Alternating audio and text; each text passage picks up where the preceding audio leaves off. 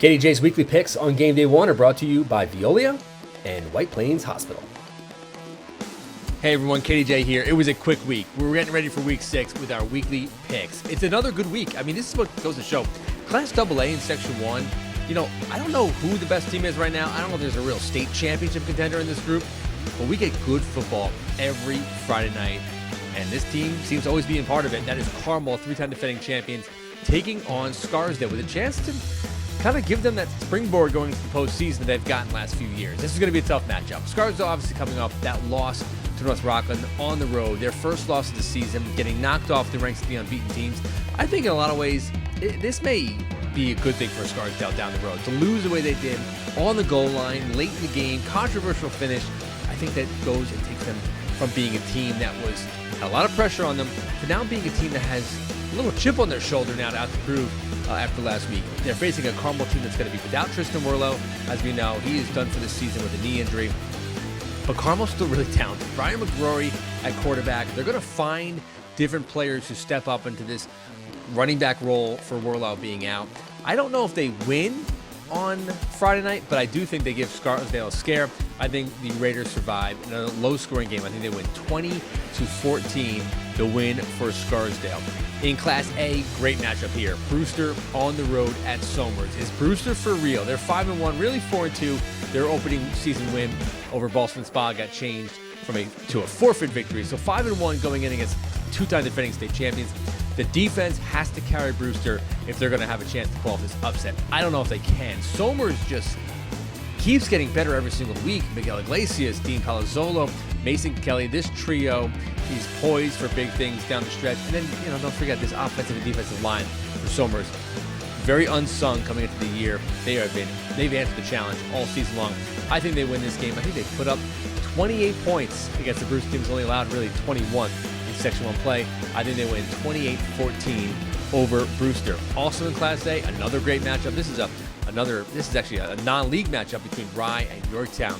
And what could be a playoff preview for these two teams. Rye going on the road. Rye on the road at Yorktown, for whatever reason, the last 5-10 years, they've never done well. They've won games, but they've never really looked great in doing so. I think this game could be a similar pattern. Obviously, with Chris Giuliano out last week in that win over Eastchester, Rye only won 14-0. Kind of feel like the Garnets maybe have they lost a little bit of momentum that they've built up. They have Harris next week. It's also a little bit of a trap game.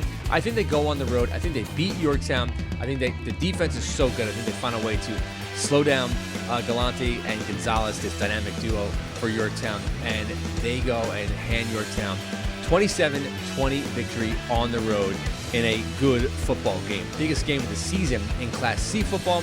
That is on Friday night. That is Dobbs Ferry going on the road taking on Valhalla. Valhalla undefeated under Coach Dan DiMatteo. We've seen what Valhalla has done. They've really balanced things out offensively. They use a variety of different backs. They keep the ball on the ground. They don't put the ball in the air, a DiMatteo staple, and they grind things out. They're facing off against a Dobbs Ferry team that has been kind of low-key really good in big games. Beating Tuckahoe last week the way they did. Momentum going to this one in what could be a championship preview. Obviously, Putt Valley's got a lot to say about that. But I think Dobbs Ferry goes on the road. I think they hand Valhalla their first loss of the season, 21-20. Give me a great football game in that one. Also back in Class AA, two teams fighting for a playoff spot out of the League B. That is Austin and Ketchum. Ketchum is a team that's gotten stronger as the years gone on. They obviously lose the first week of the season to Yonkers. They have rebounded really well. They looked really good last week in their win over Yonkers Braves. So I think that they go on the road and they meet their match in Austin. Austin, to me, has been awesome. A 6-0 win last week over Mount Vernon in a double overtime. I think that they are a great defensive team that goes out and they slow down RC Ketchum. I think they win this game 13-7. A nice low-scoring game in Class AA.